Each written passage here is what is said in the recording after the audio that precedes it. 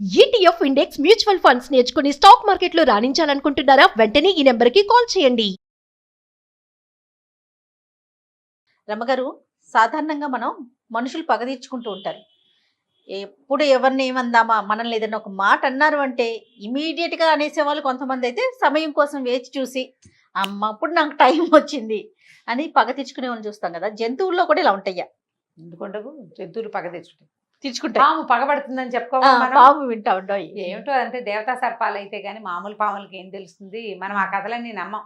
కాకపోతే మన పంచతంత్రం కథలు ఉన్నాయి కదా, అందులో మంచి మంచి కథలు ఉంటాయి జయ. జంతువులు పగ తీర్చుకునేవి. కాకోలికీయం అని ఒక భాగం పంచతంత్రంలో. ఏంటిదండి? కాకోలికీయం. కాకోలుకియం. కాకి, కాక, ఉలూకీయం అనమాట. కాకములు ఉలూకములు అంటే కాకం అంటే కాకి, ఉలూకం అంటే గుడ్లగూబ.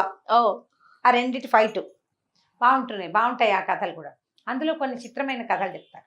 అందులో పగ తీర్చుకున్న కోతి కథ ఒకటి ఉంది. పిల్లలకి చెప్పడానికి బాగుంటుంది. మనకు కూడా అంటే కొంత కొత్త విషయం తెలుస్తుంది.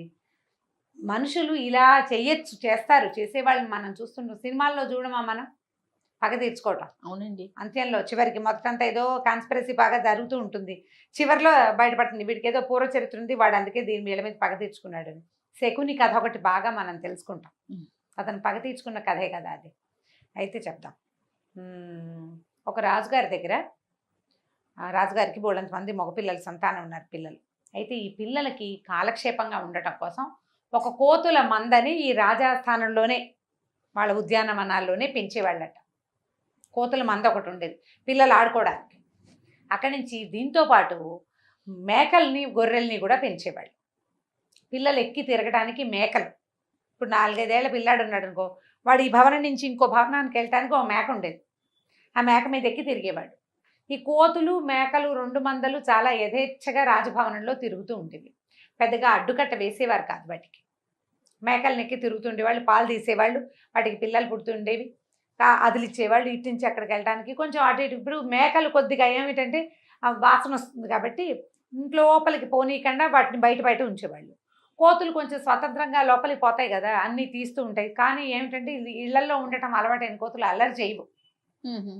అలవాటైనవి. ఇప్పుడు మన ఇంట్లో కుక్క పిల్ల ఉంది, దానికి అన్నీ ముట్టుకోకూడదని తెలుసు. కొన్ని చోట్ల మంచాలు ఎక్కదు, దేవుడి గదిలోకి వెళ్తే అమ్మ కోపం వస్తుందని చెప్తారు, అక్కడికి అలవాటైతే ఉంటాయి కదా. ఈ కోతులు మేకలు కలిసే ఉండేవి, బాగానే ఉండేది. అయితే ఈ మేకల మందలో ఒక మేక, దానికి మహా తిండి పిచ్చి, చాలా తిండి. అయితే ఇది ఏం చేసేది, ఎంతసేపు వంటశాలలోకి జొరబడి ఈ అన్నాలు కూరలు పప్పులు తినటం ఇష్టం దానికి. జనరల్గా మేకలకు అంత గోల ఉండదు, వాటికి మామూలు గడ్డి కాదని తింటాయి, వాటికి ఆ తిండి అందుతూనే ఉంటుంది. ఆ మేక ఒకదానికి ఒక ప్రత్యేకంగా దానికి అదొక టేస్ట్ బడ్ ఉందన్నమాట. అది వంటింట్లోకి వెళ్ళి అన్నిట్లలో మూతులు పెట్టినప్పుడల్లా వంట వాళ్ళు చేతిలో ఉన్నది ఏదో ఒకటి విసిరిస్తూ ఉండేవాళ్ళు, కొట్టేవాళ్ళు దాన్ని, అది పారిపోయేది. తొర్రుమంటుంది మేక, మళ్ళీ వచ్చేసేది. అయితే ఈ కోతుల్లో ఒక పెద్ద ముసలి కోత ఒకటి ఉండేది.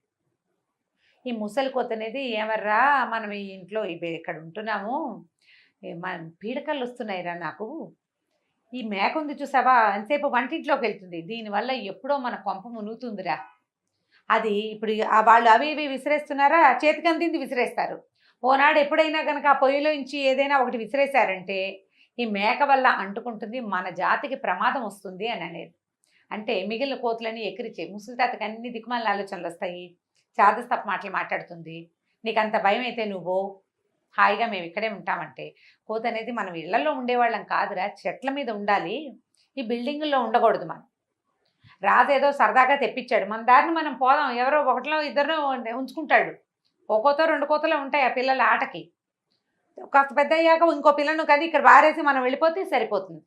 అడవికి వెళ్ళిపోదామంటే మిగిలిన కోతులు అనేవి అడవికి వెళ్ళి ఆ చెట్ల మీద పడి ఏడిచి ఏదో దొరికింది తిని తిండి కోసం వాసిపోయి, ఎందుకు ఆ బాధ, చక్కగా ఇక్కడ ఉంటే రాజకుమారులు ఇష్టంగా అవి ఇవి తెప్పించి పెడతారు, మన కోసం బెల్లం తెప్పిస్తారు, మన కోసం చెరుగడ్డలు వస్తాయి, మన కోసం మొక్కజొన్న కండలు వస్తాయి. ప్రత్యేకంగా తినేది తీసి పెడుతూ ఉంటే నీకు రోగమా, ఈ ముసలితనపు చాదస్తం కాదు అని అన్నీ తిట్టే. ఈ కోతికి నచ్చేది కాదు.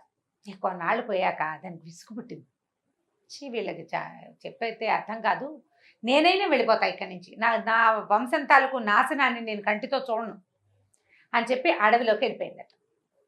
పోతే పోయింది, ముసలి చాదస్తం పోయిందని హాయిగా ఉన్నాయి ఇవన్నీ. ఒకనాడు ఈ మేక ఏం చేసిందట, రాజుగారి అబ్బాయి పుట్టినరోజో ఏదో పాయసాలు బాగా ఉండేరు 5-6 రకాల పిల్లాడికి ఇష్టమని. ఇది పోయి ఒక మేక ఒక డేక్సాలో మూతి పెట్టేసింది. పెట్టేసరికల్లా ఆ పొయ్యి దగ్గర ఉన్న వంటవాడు ఒకడు ఏం చేశాడు, పొయ్యిలోంచి కొరకంచ ఒకటి లాగి దాని మీదకి విసిరేశాడు. విసిరేసేసరికల్లా ఇదేమైంది, దానికి గడ్డం మేక కొంచెం గడ్డం పొడుగా అక్కడ అంటింది. అంటే సరికల్లా అది ఒక్క ఎగిరి పక్కనే ఉన్న అశ్వశాలలోకి దూకేసింది. అశ్వశాలలోకి ఎందుకు దూకింది, అది అక్కడ నీళ్ళు అవి ఉంటాయని దూకింది. కానీ అది పడ్డం గడ్డిమేటి మీద పడింది. అశ్వశాలలో వీటికి ఏంటంటే డ్రై ఫ్రూట్స్ పెడతారు కదా, కొంత జనుము తర్వాత గడ్డి అవి ఉంటాయి. కరెక్ట్గా బాగా ఎండిపోయిన గడ్డిలో పడింది. ఆ గడ్డి కాస్త అంటుకుంది. ఓహో, ఇక అంటుకోవటము మేకకైతే ఏం కాలేదు, కానీ అశ్వశాలంతా అంటుకుపోయి వీళ్ళు తెలివి వచ్చి చూసుకునేసరికల్లా ఏముంది, అశ్వశాల అంటుపోయింది. గుర్రాలన్నిటికీ ఒడిగాలిపోయి చాలా గుర్రాలు కాలిపోయినాయి. కొన్ని పోయినాయి, కొన్నిటికన్నిటికీ పుళ్ళు పడిపోయేసరికల్లా దానికి ఏదో రిపేర్ చేయాలి, ఏదో వైద్యం చేయాలి కదా. ఈ దశలో ఏం చేశారు, సరే రాజవైద్యులు వీళ్ళు వచ్చారు. ఇవన్నీ నీళ్ళు పోసి మంటలారిపోయారు. మేకలను ఓ పక్కన కట్టేశారు, కోతుల్ని ఇంకో పక్కకి సర్దారు. మరి అవన్నీ కంగాళిగా తిరుగుతుంటే కుదరదు కదా. ఈ గుర్రాలకి పుళ్ళు పడిపోయింది ఒళ్ళంతా. వీళ్ళకి రాజుగారికి మెయిన్ బలం గుర్రాలే, మంచి గుర్రాలు, అరేబియా గుర్రాలు ఖరీదైనవి. మరి వీటికి ఎట్లా పుండు మాన్పటం అనేసరికల్లా రాజవైద్యుడు అన్నాడు, కోతి కొవ్వు పూస్తే తగ్గిపోతుందండి అని చెప్పాడు. కోతుల కొవ్వు ఎలా వస్తుంది, వాటిని చంపితేనే కదా. ఈ అక్కడి నుంచి టపా ఉన్న కోతులన్నిటి చంపేశారు వాళ్ళు. ఓహో, కోతుల వల్ల వీళ్ళకి ఉపయోగం ఏమిటి, కేవలం రాజకుమారుల వినోదం ఒకటి. రెండోది ఏంటి, అలవాటు, అంతే.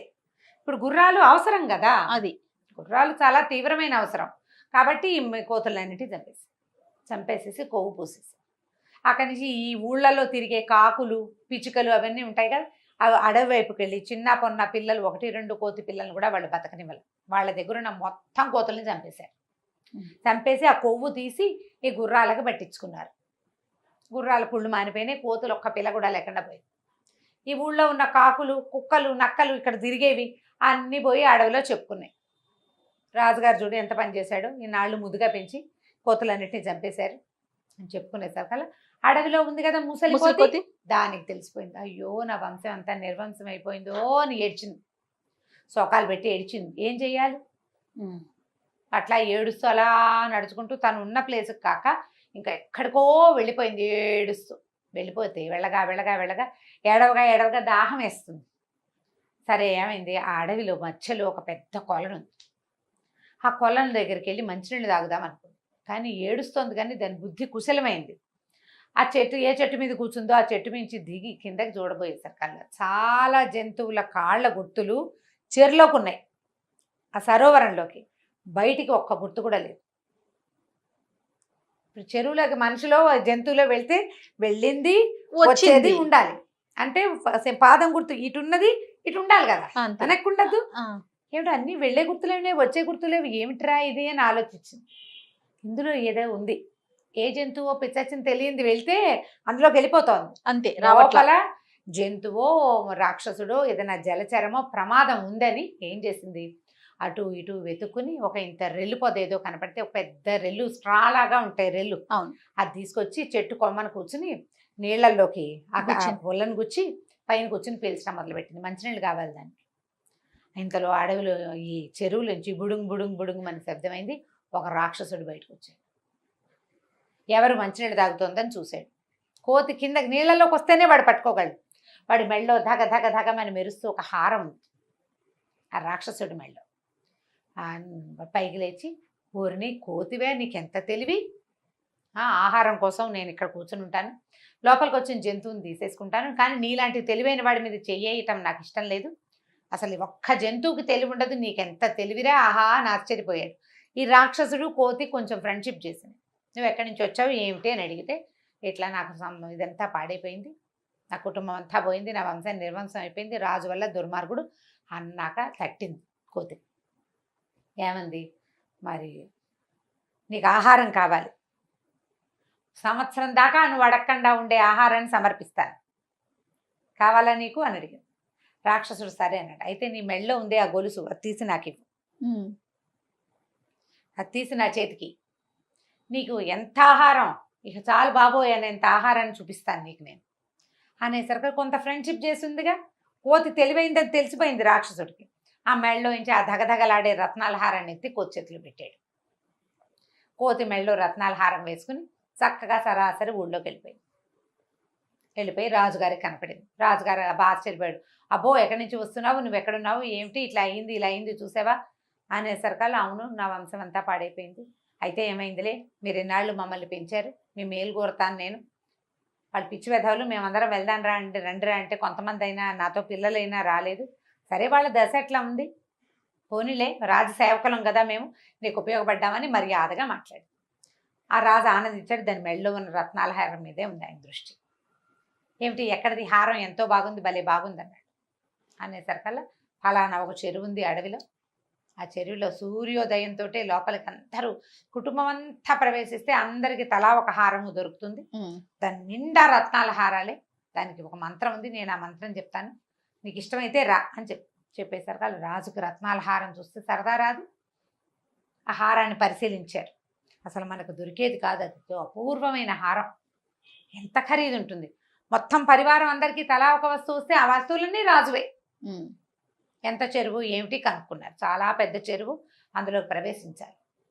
సరే బాగుంది, అందరూ దిగి తీసుకోవటమే, దిగిన వాడికి చేతిలోకి వస్తుంది అంతే. నా కుటుంబం అంతా ఉంటే మా అందరం మేము తలా ఒకటి తెచ్చుకునే వాళ్ళం, నువ్వు నా కుటుంబంలో భాగమే కదా అని రాజుని ఒప్పించింది. సరే అన్నాడు రాజు. మొత్తం పరివారం గిరివారం అందరూ పోయారు. అక్కడికి పోయాక ఈ కోతంది, రాజా నువ్వు మాత్రం గట్టు మీద ఉండు, పరివారం అంతా ఒకటేసారి దిగాలి అన్ని పక్కల నుంచి అని మొత్తం గుంపుని దింపారు. దింపిన మరుక్షణం మొత్తం అందరినీ మింగేశాడు రాక్షసుడు.